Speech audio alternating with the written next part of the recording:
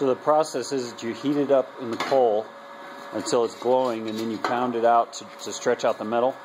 Yeah, and there's different ways you...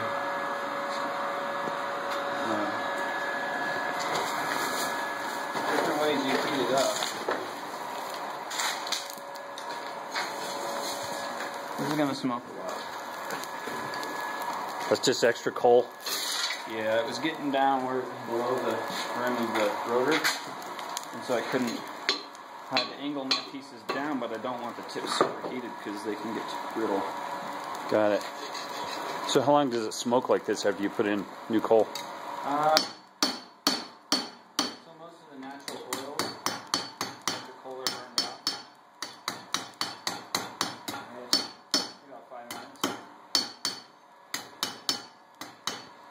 Alright, see here how I drew this out? Now I'm drawing that out. Okay. This is such a thin piece of metal. It's getting too wide. I'm going to bring it back together. You see how it kind of curls? I don't know if you can see that. Yeah. That's something I've been struggling with here with this one, because it wants to fold over on itself. So, like with this horseshoe, you can pound it back to narrow it down.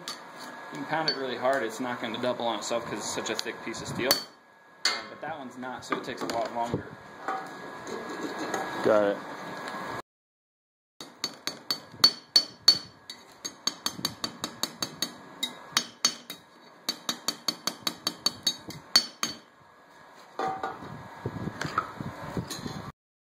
This looks all nasty right now, but this was a factory edge on it. That's where you know, I don't know, anchor it to a handle or something. I'm making another one out here so I can have 2 handles here, then this will be the blade.